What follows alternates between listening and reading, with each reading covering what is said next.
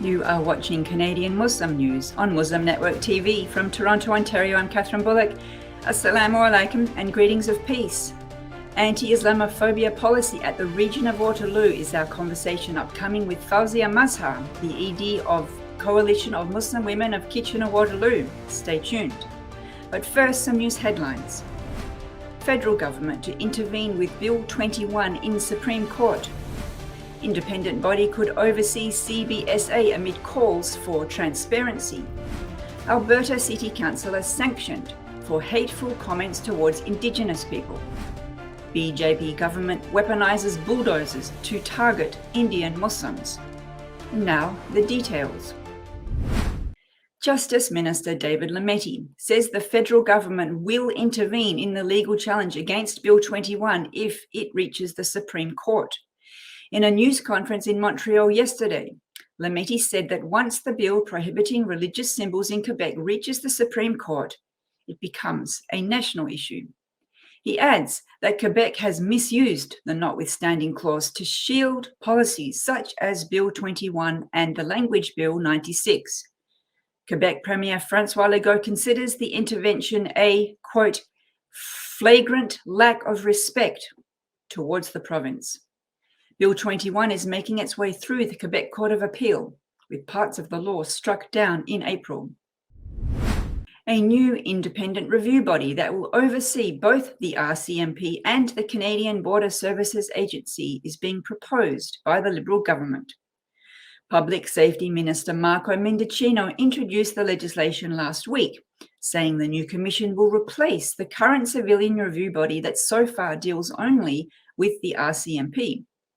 Called the Public Complaints and Review Commission Act, the new body will allow independent investigation of complaints against the RCMP and the CBSA. It will require annual reports from each agency and track race-based data. The cost of setting up the new body will be $112.3 million over 6 years. A regional city councillor has apologised publicly for hateful comments made earlier this year towards Indigenous people in Fort McMurray, Alberta. This comes as an integrity commission for the Regional Council of Wood Buffalo investigated 6 complaints lodged against Sheriff Doggar for the negative comments he had made during a February budget meeting. The findings presented Tuesday this week conclude that Doggar violated City Council's Code of Conduct. The council unanimously voted for Doggar to be removed from committees until he receives sensitivity and Indigenous relations training. A local Indigenous council has called for Doggar to resign. Over the last few weeks, streets in several parts of India's capital, New Delhi, have been overrun by bulldozers. Delhi's chief minister lashed out against the Bharatiya Janata Party for carrying out, quote, the biggest destruction in independent India. The BJP declared the demolition drives were aimed at throwing out illegal immigrants, Muslim Bangladeshis and Rohingyas, from Delhi. The BJP's Delhi unit chief said there is, quote, no place for Rohingyas and Bangladeshis in Delhi because they foment riots.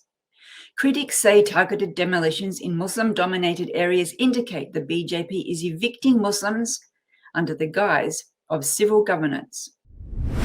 And that's it for the news. In February, the region of Waterloo Council agreed to have another look at an anti-Islamophobia policy after the Coalition of Muslim Women of Kitchener-Waterloo said that key parts were missing. To talk to us today about that, we have the Executive Director of the Coalition, Sister Fauzia Mazhar. Assalamu alaikum and welcome to the show. Wa alaikum assalam, Sister Kathy. Thank you for having me on your show. It's our pleasure. You're doing important work. We'd like to ask you first about how your organisation got involved at such a high level with the government.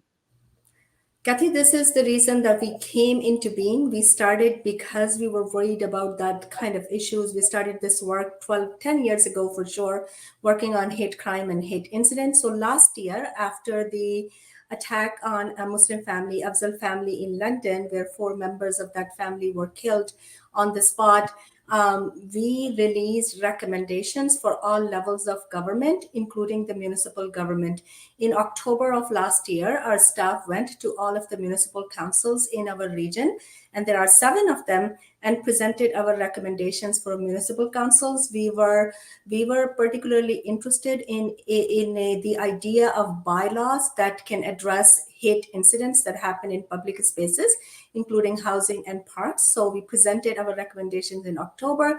At that time, the regional council instructed the staff to go back and prepare a report, take a look at our recommendations, prepare a report, and bring recommendations to the council back in terms of what can be done at the regional council level to address Islamophobia. This is how it all started.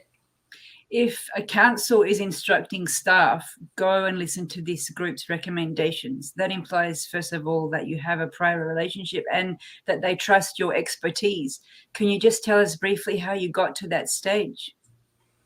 I think we've been doing systems level advocacy for quite a long time. Region of Waterloo is a mid-sized community. It's not as big as GTA. So our organization and many of us who are doing this work are very well known in the community in many different sectors, including the municipalities and the political sphere. So people keep an eye on us, as we sometimes say this. Even media, they reached out to us even before we reach out to them. At many occasions, they have done this. So basically, there is a level of trust and there is a relationship between us and municipalities as well as the local police services and school board, where when we bring something to the system's attention, we are confident that they are going to take it seriously. Then the council, when the staff brought the report back, somebody on the council, or was it you, noticed that the recommendations had key elements that were missing.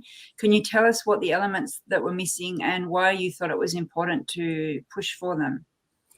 So the 2 major elements that were missing, and that happened, I think, because there was an urgency in terms of making sure that the report is ready and it can go to the council on time.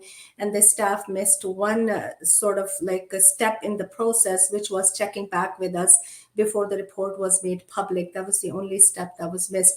But the 2 main things that were missing was, number one, in this staff report, they had talked about our recommendations about neighborhood bylaws that municipal government can bring in to sort of cover the gap that we have right now in terms of a hate crime and hate incident.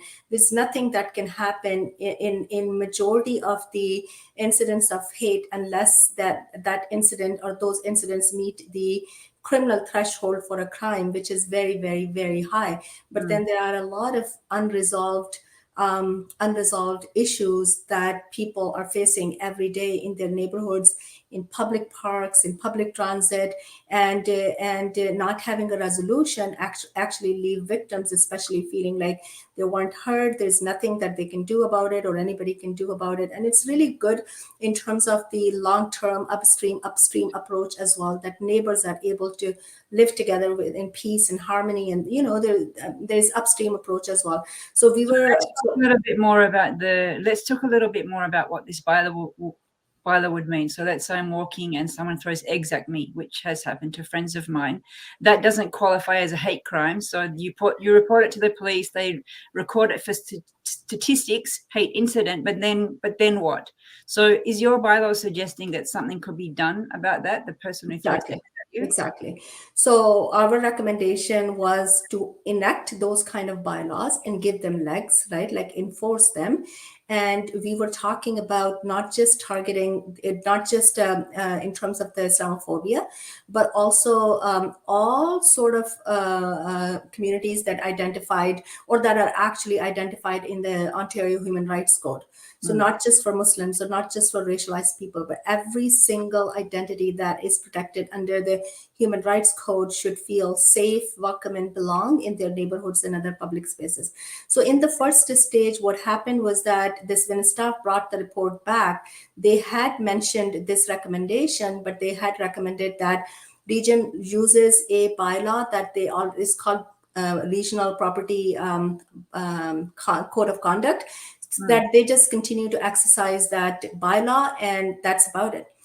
For us, our challenge was that we have no baseline data to even know that if that bylaw has ever been used for this purpose. It has many purposes, including smoking, a lot of other things, right? It does mention Ontario Human Rights Code, but we don't know. We don't have any baseline data. And the other piece is, what if this bylaw in itself is not enough to tackle the issue that we are talking about?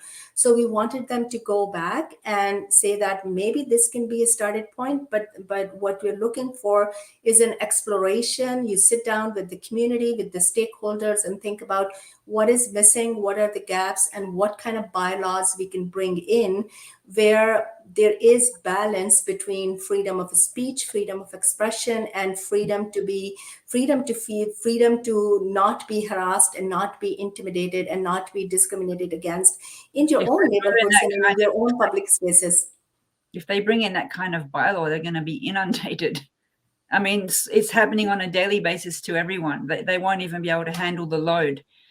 That's a very interesting point of view, because that's not our experience. Even when you have a bylaw or a law like this in place, generally people don't go to the extent of complaining so easily.